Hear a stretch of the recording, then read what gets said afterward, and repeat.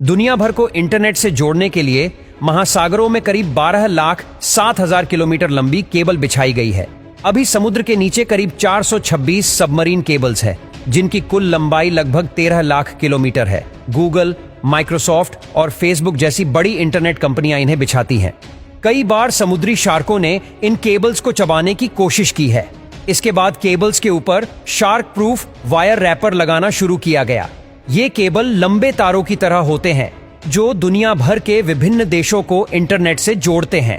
99% दुनिया में कम्युनिकेशन और डेटा ट्रांसफर समुद्र के नीचे बिछी कम्युनिकेशन केबल्स के जरिए ही होता है। इन केबल्स को सबमरीन कम्युनिकेशन केबल कहते हैं।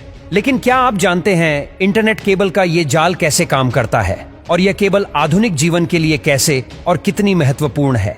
मारिया नाम की इस केबल का वजन 24 नीले व्हेल के समान है। वैसे आपको बता दें कि इनमें से एक केबल को बिछाने में करीब 3 से 400 करोड़ डॉलर का खर्च आता है। यह केबल किसी अन्य मोटे केबल की तुलना में पतले होते हैं। यह केबल सुरक्षात्मक जेली, प्लास्टिक शीट और तांबे के तारों की परतों में लिपटे होते हैं।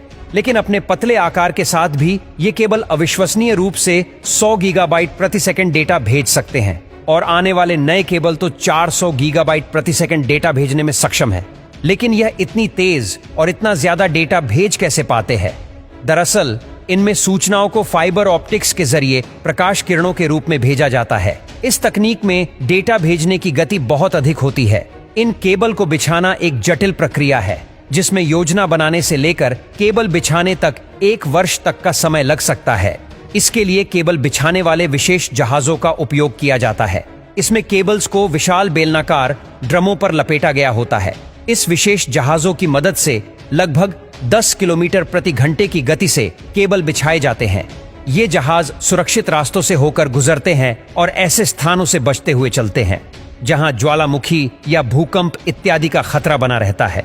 किंतु फिर भी दुर्घटनाएं तो हो ही सकती हैं और होती भी है। जैसे कि एक बार अमेरिका ने तूफान सैंडी ने कई प्रमुख केबलों को क्षति पहुंचाई थी, जिससे नेटवर्क घंटों के लिए बंद हो गया था। और साथ ही 2014 में एक वीडियो क्लिप सामने आई थी जिसमें एक शार्क गूगल की सबसी केबल को अपने दांतों से काट रही थी।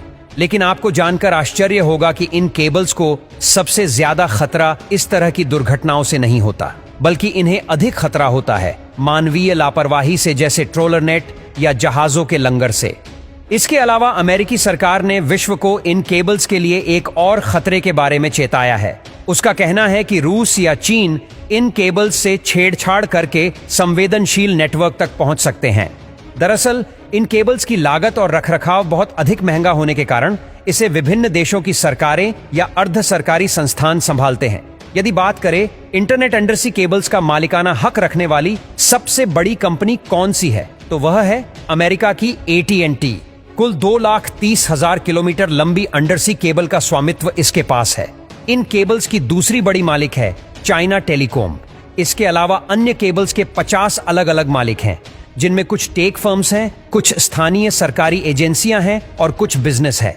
समुद्र के नीचे बिछी इन केबल्स के लिए ज्यादातर निवेश जिन कंपनियों से आया है वह है फेसबुक, गूगल और अमेजॉन। यह कंपनियां अटलांटिक, प्रशांत और हिंद महासागर को पार करने वाले केबल के विशाल हिस्सों की मालिक हैं। यह इन्हीं के जरिए अपने डेटा सेंटर्स को जोड़ती है और प्रयास करती है कि ज्यादा से ज्यादा लोगों तक पहुंच सके। इंटरनेट का समुद्र के नीचे बिछी इन केबल्स का जाल अपने आप में एक आकर्षक दुनिया है। हमारा जीवन बहुत तेजी से समुद्र में छिपी इन तारों पर निर्भर होता जा रहा है।